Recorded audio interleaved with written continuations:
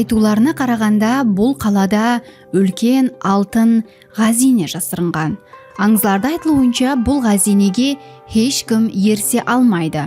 Себебі ол үлкен жылан, дәу, ямаса жин шайтанлар тарапынан қорғалады. Бұған қызыққан жергілікті адамлар ғазинені табу мақсатында қорғанның жер төлелеріне кіруге харекет еткен. Бірақ та олар алтынды емес, ал құяштың ысысынан жасырынып жатырған жыланларға дұс келген. Бұл болса жоғарыда айтқан әпсананың пайда болуына себеп болған. Бүгінгі видеомызда біз Қызыл қаланың тарихына назар таслаймыз. Яғни ол не үшін Қызыл қала деп аталады, оның атқаратын вазифасы қандай болған, және ол жерден қандай археологиялық естеліктер табылған, барлығына тоқталып өтеміз.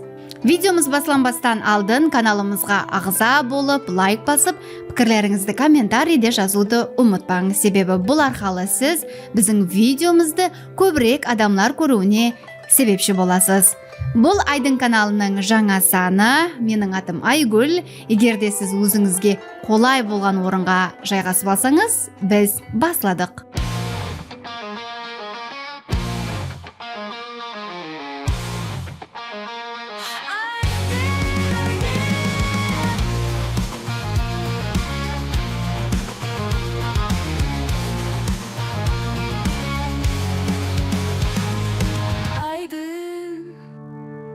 Қызыл қала, Айемгі Хорезм, ал қазіргі Қарақалпақстан Республикасы аймағындағы 1-4 әсірлерге тиесілі Айемгі қала. Кіші Қызыл қала топырақ қала жанында, батыстан 1 километр қашықтықта жайласқан болып, ол да біздің эрамыздың 1-4 әсірлерінде, ітімал топырақ қала орнында беккем қорғану спатында құрылған.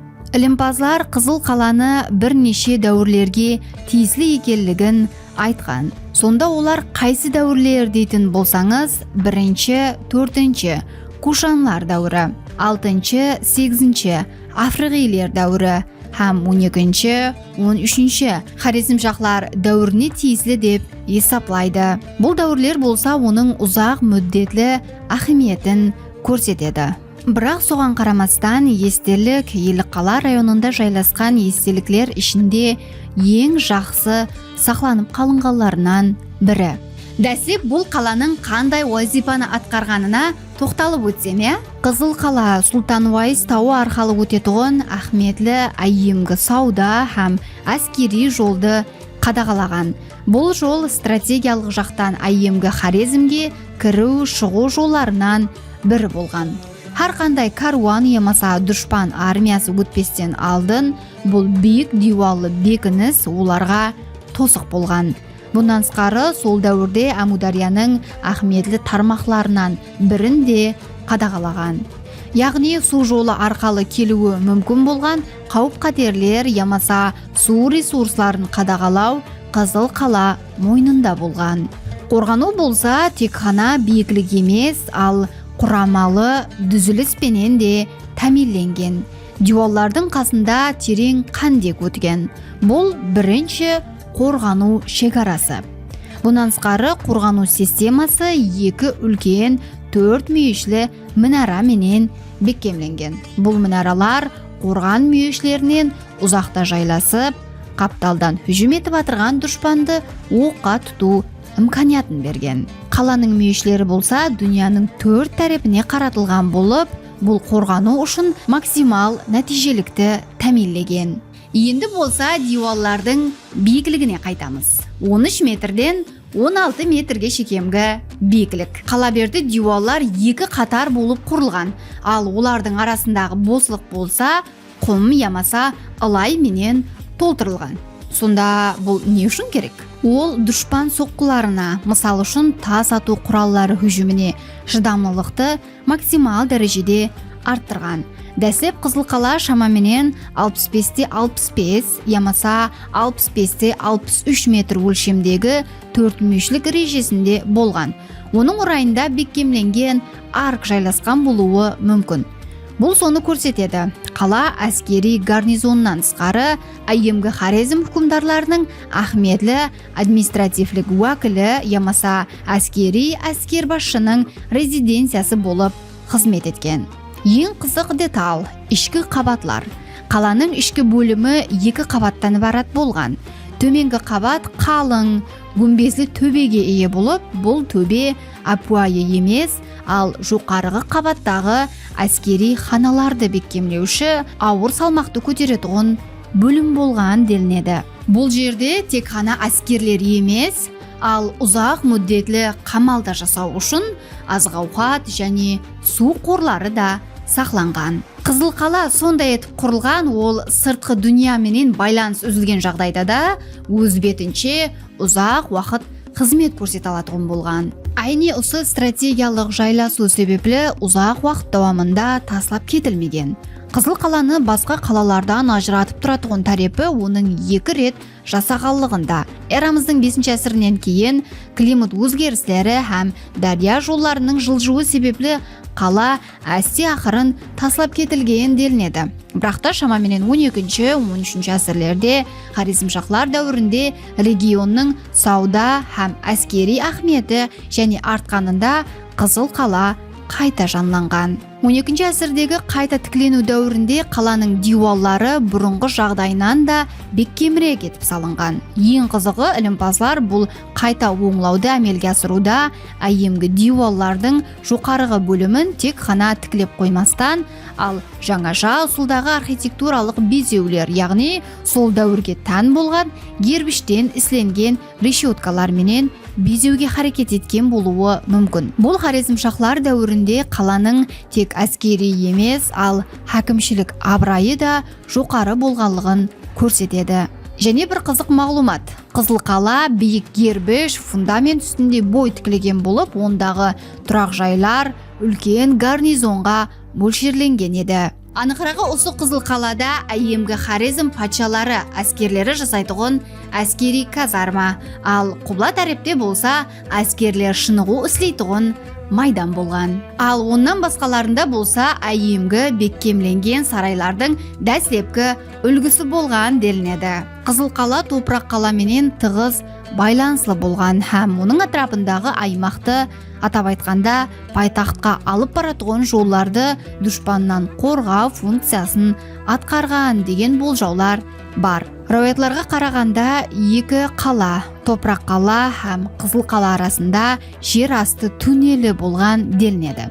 Ол дұшпанлар бастырып келген жағдайда hukmdorlar қаланы жер асты жолы арқылы таслап шығуы мүмкін делінеді. Бірақта қазу жұмыстары давамында бұл туннель табылмаған.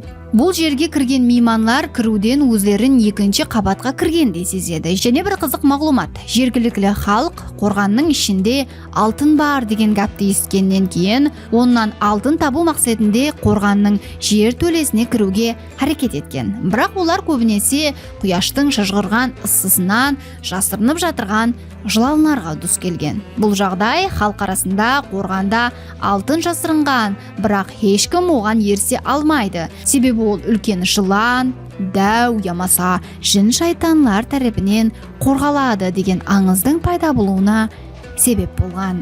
Бәлкім бұл жердің бай халқы өздерінің үйлерін таслап кетіп атырған уақытта асығыс түрде өздерінің қандайда бір материалдық байлықтарын қалдырып кеткен болуы мүмкін. Бірақ та бұл мағлұматлар анық емес. Сондай-ақ бұл жерде қазу жұмысларын алып барып отырған уақытта Ұлы Жібек жолы арқылы өткен көптеген материалдық байлықтардың табылғанлығы да айтылады. Бұл жолларға қарағанда бұл жерде әжайып товарлар менен жүкленген каруанлар дем алу үшін іркілген делінеді. Қаланың ішкі бөлімі 2 қабаттан ibarat. Бірінші қабат күмбезлі төбеге ие. Аймақта айымғы қатламлар сақланған. Қаланың жасау мәнзілі іздері орта әсірлерде 12-13 әсірлерде дізімге алынған делінеді. Арқа батыс һәм құбла батыс диуалларының ортасынан 2 ірі 4 мейшілі мінара шығып тұрады. Қорғанның ішкі бөлімлерге бөлінген. Әдеттегі керамика бұйымлары, шеше һәм бронза сынықлары менен бір қатарда қазулар нәтижесінде диуал фрескалары, яғни реңлі суретлер қалдықтары табылған. Бұл бай ақсүйеклер һәм олардың қызметкерлері бұл жерде жасағанлығынан дерек береді. Мысал үшін табылмалардан бірі пластинка һәм Қытайдан алып келінген қанділлер, бронза шырақ бөлегі, гүлалшылық бұйымлары, жүзіклер, моншақлар һәм басқалардан ібарат. Бұнан сыртқары қорған үлкен халықты қорғаған һәм көшпелілердің басып алулары уақытында жергілікті диқанлар үшін баспана болып қызмет еткен.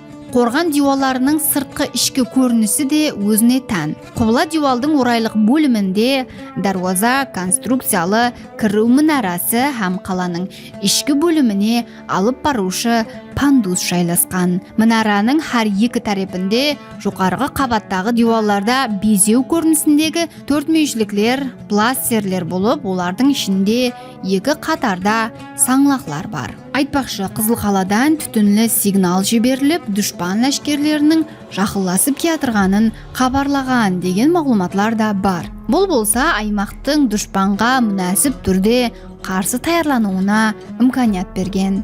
Естеліктің өзіне тән өзгешеліктерінен бірі, құбыла диуалдың сыртқы бөлімінде шамаменен 1,5 метр тереңлікте антик дәуірге тиесілі гүлал су құбырларының табылғанлығы. Бәлкім бекініс трубалар арқылы су менен тәминленген болса керек. Су болса Қызыл қаладан шамаменен 5 километр ұзақлықта жайласқан әйемгі Гаухаре каналының тармағынан келген.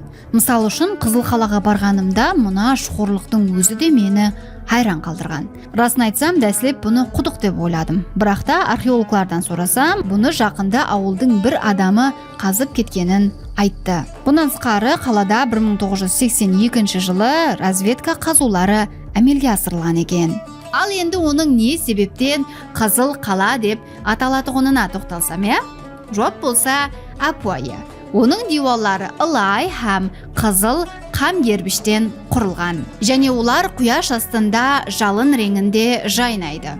Ал бұл болса қорғанға қорқыныш һәм айбат бағышлаған. Бұл ұлы естеліктердің көпшілігі 20 ғасырдың орталарында, айне 1930-1950 жылдары совет археологы Сергей Павлович Толстой басшылығындағы Хорезм археология этнографиялық экспедициясы тарапынан табылған һәм үйренілген. 1950 жылдардағы дәсепкі зерттеулер дәуірінде ілімпазлар да Қызыл қаланы бірнеше дәуірлерге тиесілі екенлігін атап өткен.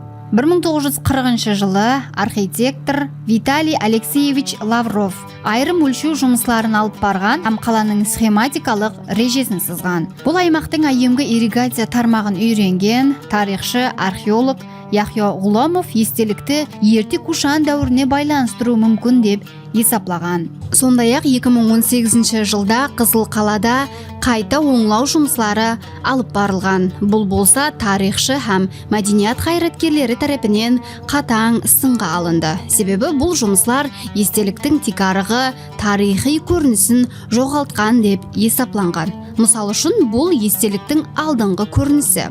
Ал бұл болса қайта оңлаудан кейінгі көрінісі. Солай етіп, Қызыл қала бүгін тек қана Апуайы қала емес, ал 3 ұлы дәуір, Қушанлар, Африғилер һәм Хорезмшахлар дәуірінің жанлы гуасы болған қала. Ол бізге тек қана сауашылар һәм қорғану хақында емес, ал сол дәуірдің ұлы инженерлік шеберлігі һәм ұзақ шығыс пенен мәдени байланыстары хақында сөз етеді. Құласы сондай гаплер. Бүгінгі видеомыз сізге ұнады ма? Және Қарақалпақстандағы қайсы естелік хақында видео таярлауымызды қалайсыз? Пікірлеріңізді комментарийде жазып қалдырың. Айдың каналының жаңа санында көріскенше.